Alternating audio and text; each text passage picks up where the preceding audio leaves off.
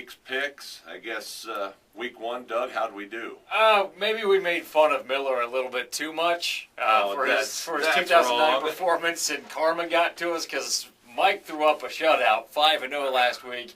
You and I went 3-2. I will say that my screw-ups, I went against the axiom that I've had for ages, where if you think two teams are pretty well evenly matched and it's going to be a good game, but one of those teams is a MAC team, take the MAC team. I took LCC over St. John's and paid the price on that one. Hey, we don't take excuses. It's not an excuse. Here. I'm just saying I went away from my tried and true mantra that won me the title last year.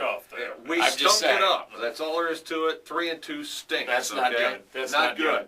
However, week one is the toughest week to pick because nobody's played any games. So let's move ahead to week two and start with our predictions.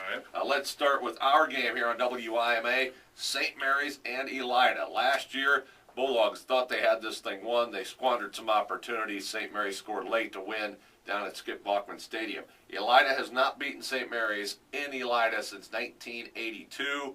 I say that changes tonight. I'm taking the black and orange. Mike, who you got? I agree. That does change tonight because St. Mary's hasn't consistently scored under their new regime and their new coach. I think Elida can score. I'm told Elida left a couple of touchdowns on the table last week at Liberty Bend. A couple of drops. Yeah, a couple of drops. Elida at home breaks the hex and wins for only a fifth time all-time against St. Mary's.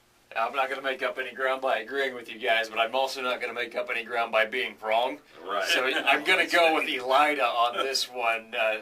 The only stumbling block I see for them is if you get a little overconfident, starting believing your own press. There's a lot of people who think big things, the three of us included, about this team. Right. If that happens, I can see them stumbling. But if they play their game, I think that they should beat St. Mary's.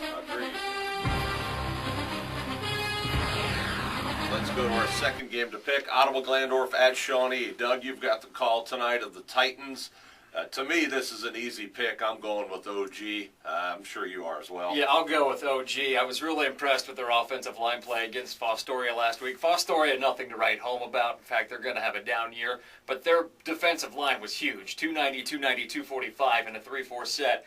And a much smaller offensive line that Ottawa-Glandorf had manhandled them open and opened up some huge holes for the running backs to run through. I think that spells good things for them against Shawnee tonight. Mike, who you got? I'm going to step out of the box and take a shot and go with Shawnee. They actually hung with Marion local physically. That game was close for some time before Marion came at them in waves. Shawnee has some game breakers. They've been good defensively the last few years. I do like their quarterback. I really think Shawnee is one of those teams under Coach West that makes the most improvement from week one to week two. I'll take them in a mild upset tonight. Bottom line is they're having trouble protecting the quarterback, and other than big plays, their offense, at least in the week one against a good team, was very inconsistent and didn't do much unless Jamil Williams broke a long run, and I'm assuming the Titans will clamp down on that. Let's go to Wapakoneta. Mike, you've got the call on sister station WZRX. Redskins' impressive debut last week under Doug Fry. Will they make it 2-0 tonight with the Wildcats at Harmon Field? They will make it 2 in a row, Todd. They just completely manhandled Bellefontaine physically. They had at least 5 touchdown scoring drives of 30 yards or more. They're really strong. Logan Erb is flexing his muscles maybe as one of the better running backs in the area with their power game. They're pretty big up front with their offensive line. They've got a steady sophomore quarterback who was really a star last year as a 9th grader, now making the transition under Coach Fry. Barring turnovers, I don't see there's any way Bath beats Wapakoneta tonight. I'll take Wapakoneta. And that was one of the scores that just jumped off the scoreboard last week, seeing Wapakoneta dominate Bellefontaine. Look, I'm from that area. I know what Bellefontaine football is about. Maybe they're down a little bit this year, but traditionally they've been a pretty good team. And to see Wapakoneta do what they did, that spells good things. And I see them getting the victory tonight. Tell you what, I think Bath is better, but I think Wapak is more better.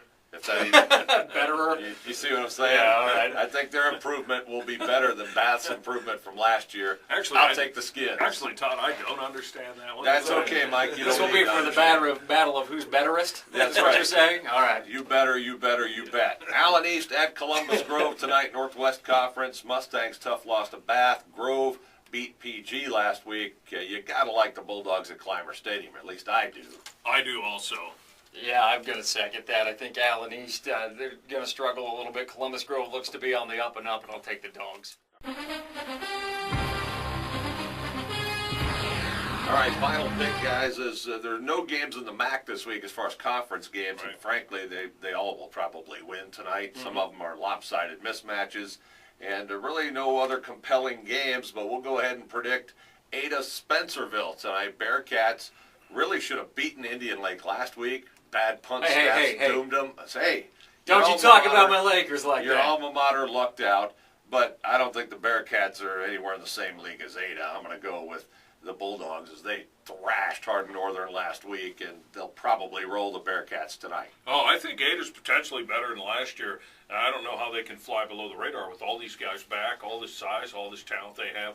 And Ada, no-brainer tonight against Spencerville. I feel almost like the Reds here, guys, with my Shawnee pick over OG as a separator as my lead just gets fatter and fatter. That is lame. Yeah, I'll agree with that. And I'll agree with your Ada pick. I think we almost need to attach a point spread or something to this to make it a fair pick. No disrespect to Spencerville. I think that they're going to get better as the season progresses. But Ada's got so much athletic talent, and they have had now. It's starting to build upon itself, and they're really getting something going there. Yeah, I think that's an easy pick, but we have to have 5 games. So there you go. We're done with the roundtable segment. When we come back, we'll talk with TV44's Mark Coons as the Web Insurance Countdown to Kickoff rolls on, working our way to Elida and St. Mary's tonight on 1150 WIMA.